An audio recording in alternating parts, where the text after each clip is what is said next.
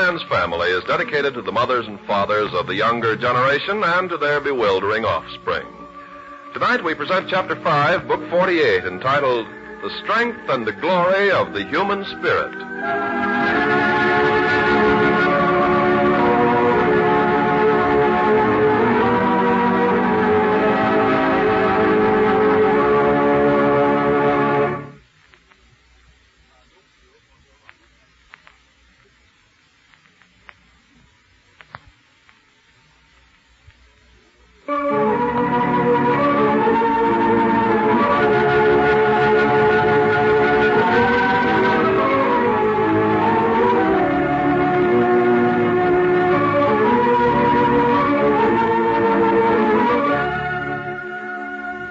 The spirit of the Barbour family has been somewhat subdued by their great loss.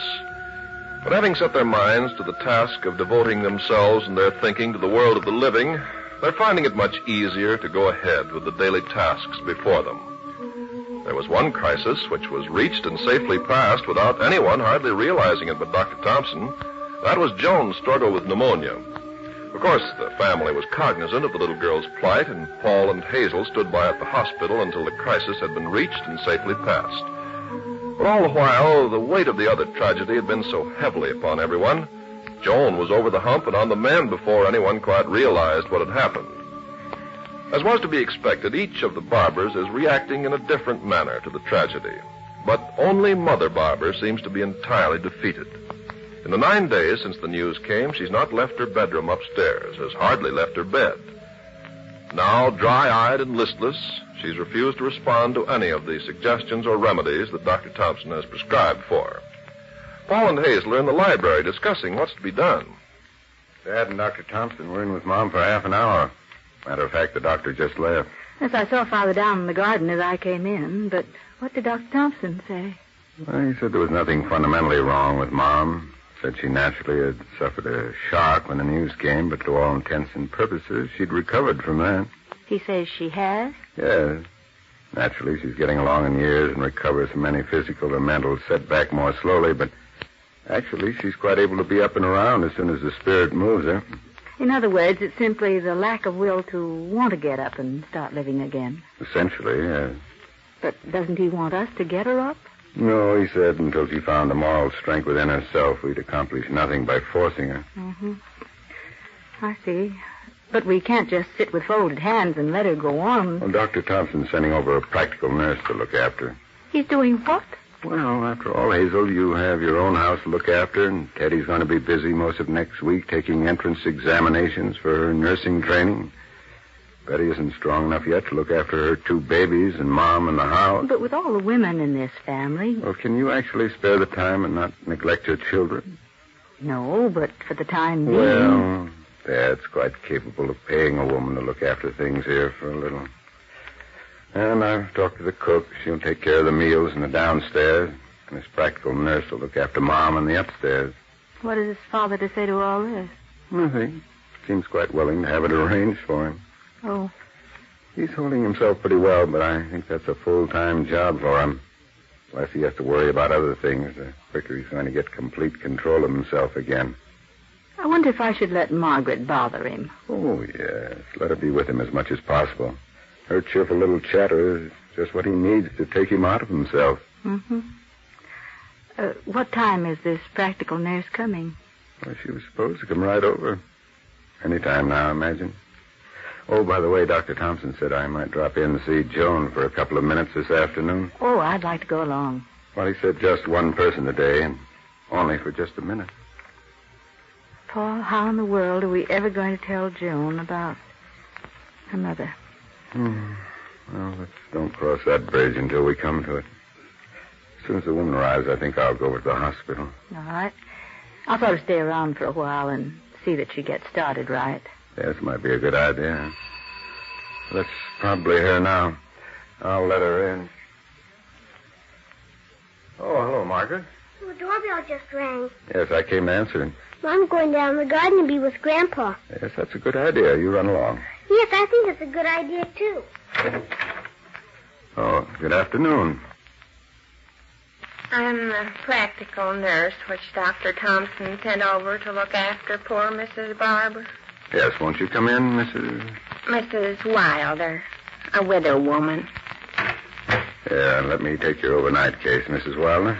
Oh, no, that's all right. I'm quite used to fetching and carrying for myself, having had no man to wait on me all these many years.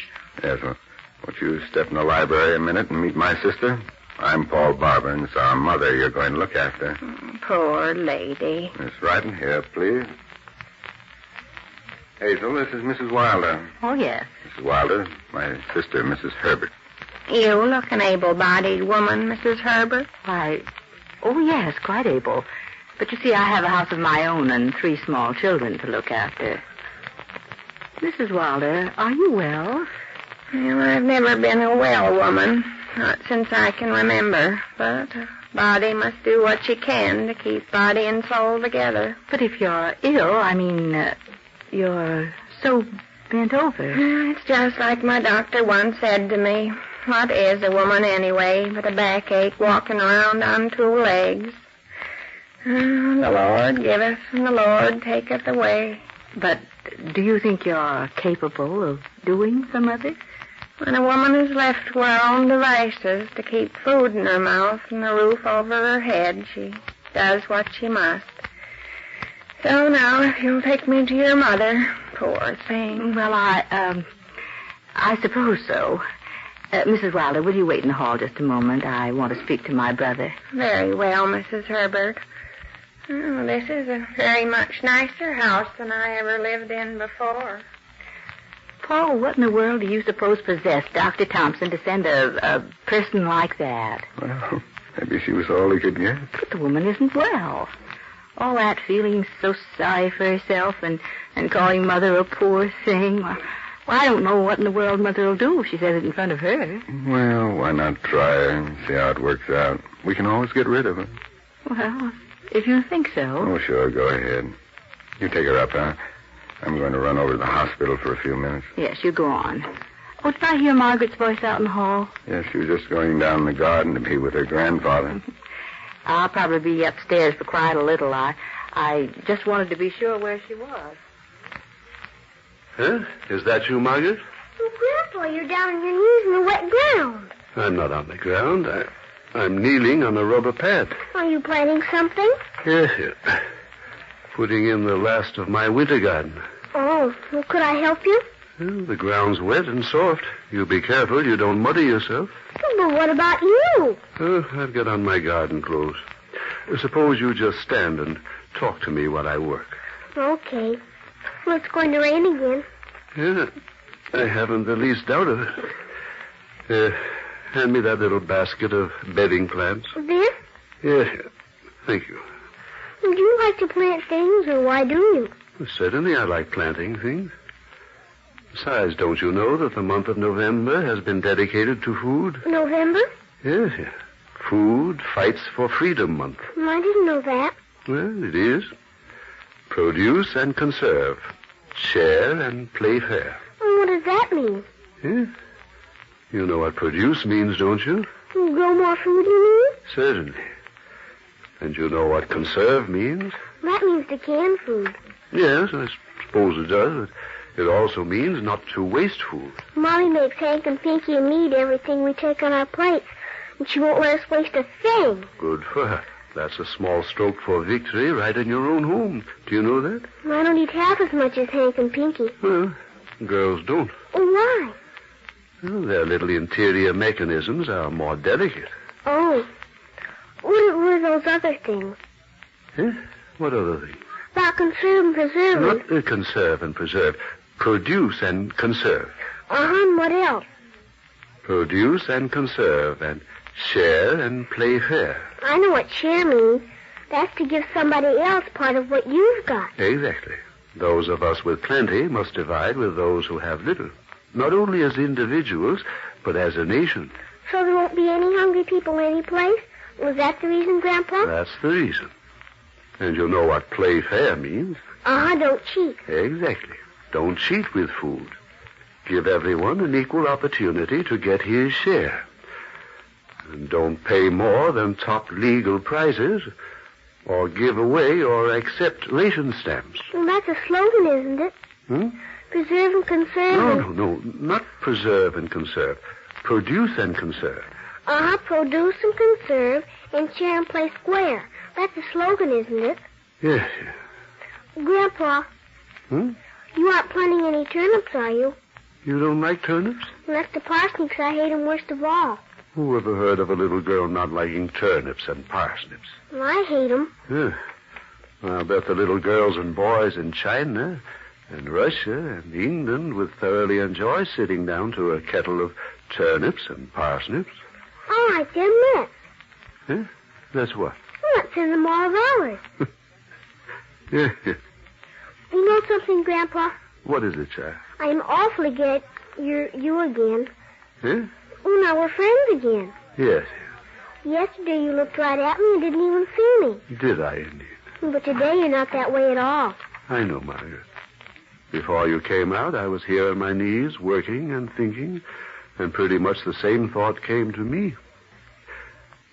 Deep within me is an aching void.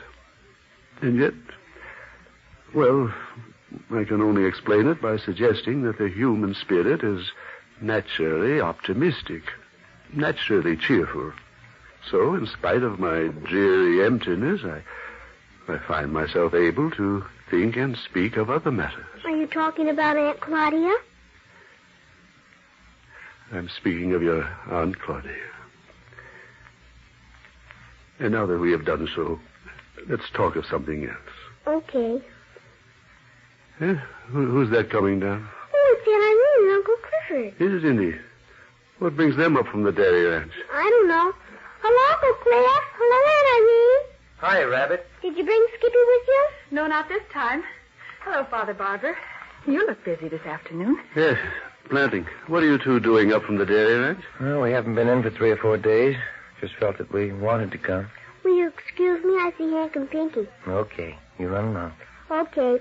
But I'll be back pretty soon. Hey, Dad, isn't that wet earth awfully cold for you to be working in without gloves? I never wear gloves when I'm working in the soil. But your hands are almost blue. Don't they feel cold? I hadn't thought about it. Why don't you come on in, Father Barbour, and warm them in front of the fire? I'm almost finished here. How's Mom? Ailing? Oh, she's still in her room? That's right. Well, what does Dr. Thompson say? Well, he was here this morning. He's sending in a practical nurse to take care of her. Practical nurse? But, Dad, that sounds like she was going to be down for a long time. Is that what it means? I don't know what it means. I think for once in his life that Fred Thompson is at the end of his resources. Well, doesn't he give any explanation? He says physically she's all right. He says it's her spirit that's broken. Mother Barbara's spirit broken? I don't believe that. Well, you're welcome to believe what you choose. I can't comfort her or get any comfort from her myself. And Mom has always been such a resolute person. And she still is.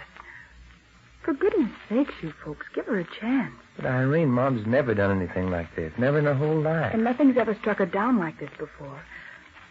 Well, don't you understand? You people just mustn't put on long faces and act as though you thought Mother Barbour had come to the end of her rope. You just mustn't.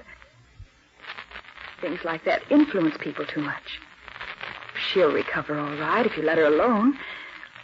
It's only if everyone insists on making a useless old woman out of her that she'll become one. Hey, that isn't what I meant at all. Well, that's the way everybody sounds. I hope you're cheerful around her, Father Barbour. Yeah. I can't say that I've been outstanding in my cheerfulness around anyone the past week or so. There. That's all I can do today. Everything planted? Here, Dad. I'll help you up off your knees. Well, since when haven't I been able to get to my feet alone? Well, I'll carry these tools and things up to the basement for you. Yeah. Put the small hand tools in the basket there. Oh, yeah. There we are. They're all set. Yeah. Are you coming up to the living room as soon as you change and clean up? I expect so. Oh, we stopped by the hospital to see whether we could see Joan on our way in, but they wouldn't let us. Fred Thompson told Paul that he could see her for a moment this afternoon. Why, Paul? Well, just one person allowed, and she asked for him. Is that where he is now? At the hospital? I wouldn't be at all surprised. I heard his car go out of the garage just a short time ago. All right, nurse. I'll only stay with her a minute.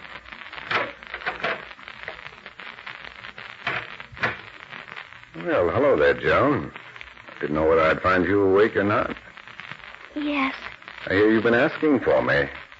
Yes, I haven't been feeling very good. That's what Dr. Thompson tells me, but he says you're over the worst now and isn't going to be any time at all until you're as good as new.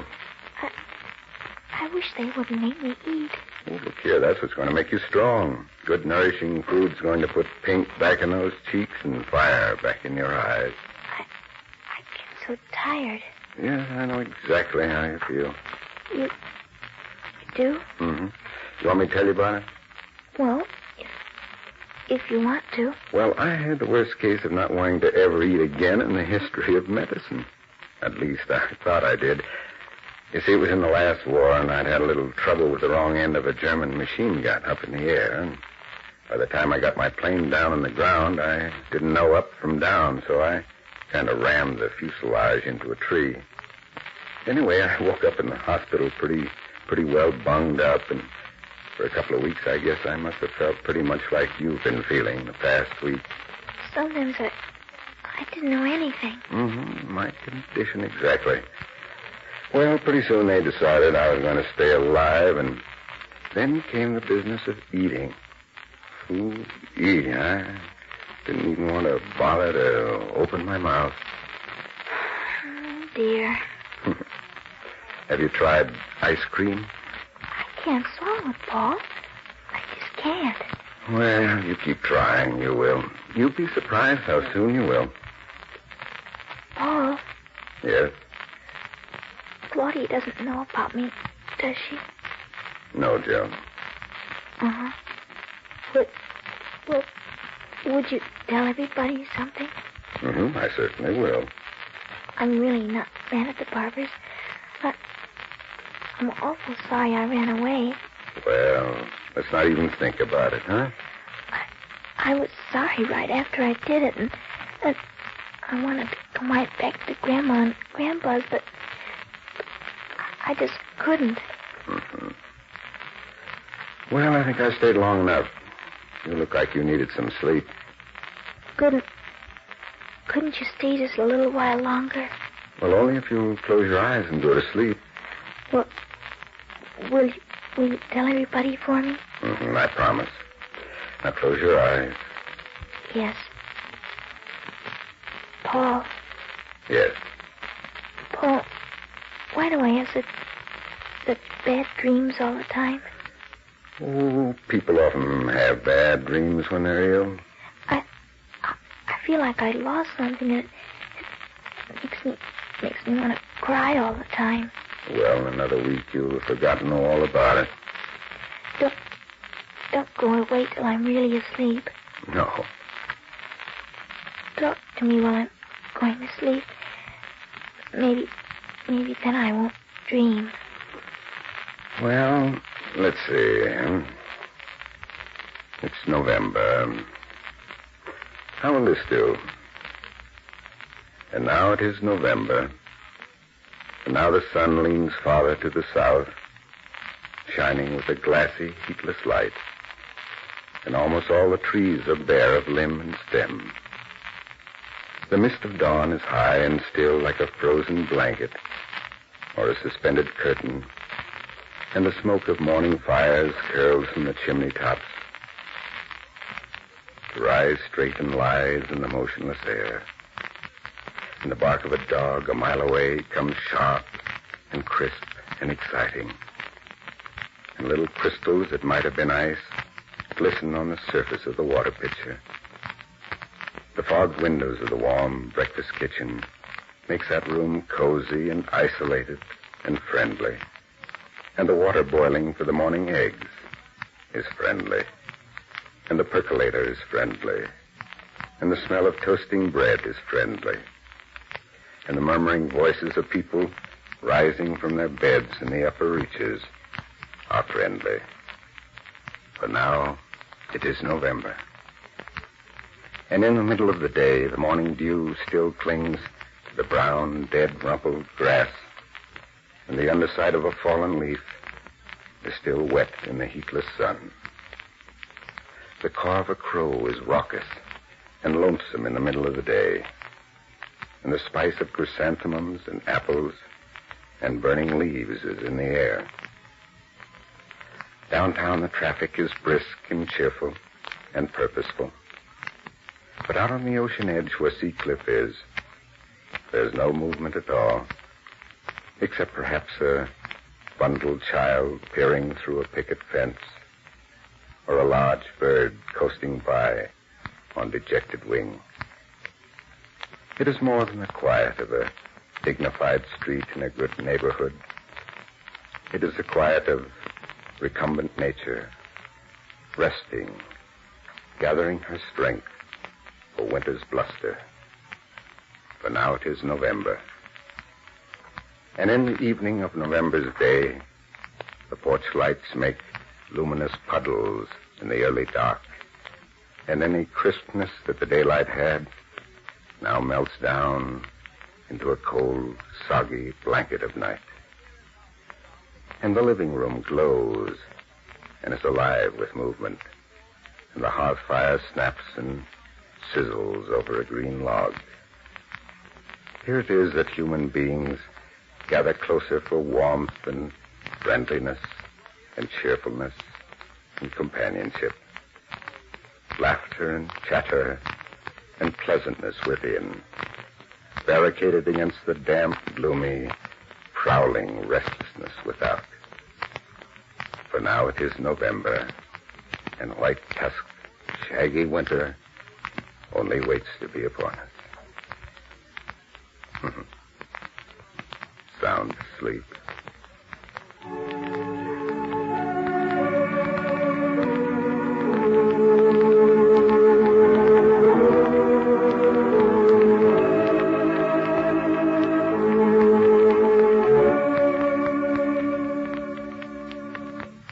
Yeah, Hazel.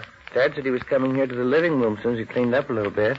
But tell me about this practical nurse. Well, her name's Mrs. Wilder, and the poor old thing apparently has had experience, but why in the world Dr. Thompson ever sent over a person like that? Oh, you say she's all bent over? Yes.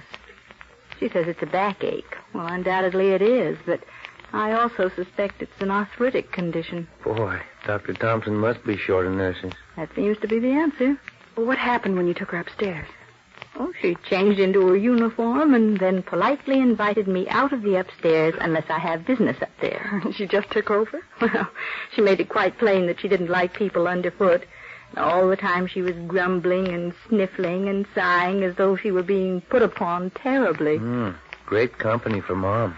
Oh, there you are, Father Barbour. Yes. Here, let me see those hands. Huh? My hands are all right. Now, I ask you, Hazel, look at those hands. Working out in that cold, wet ground without gloves? Oh, Father, why would you do a thing like that? They're almost blue with cold. Here, sit down, Father. Yeah. Has that woman come yet? The nurse? Yes, Father. What's she like? Well, her name is Mrs. Wilder, and she's a widow woman. Huh? At least that's what she calls herself. Well, this is where you've all gathered. Oh, hi there, Paul. Are you back from the hospital already? Yes, I could only stay a minute.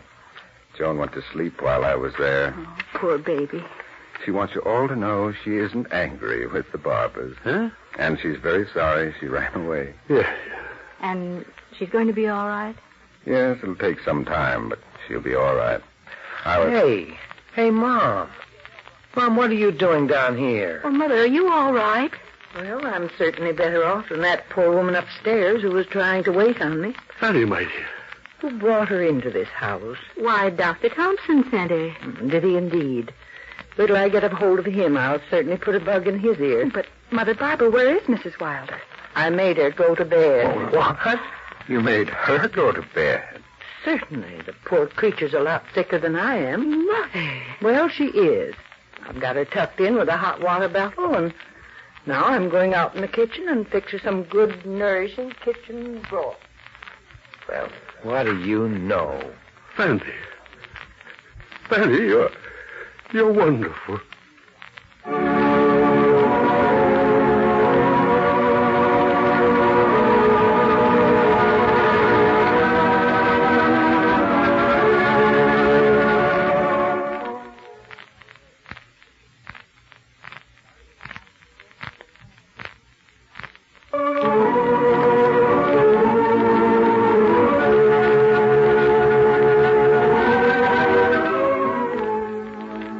Just heard Chapter 5, Book 48 of One Man's Family, written and produced by Carlton E. Morse.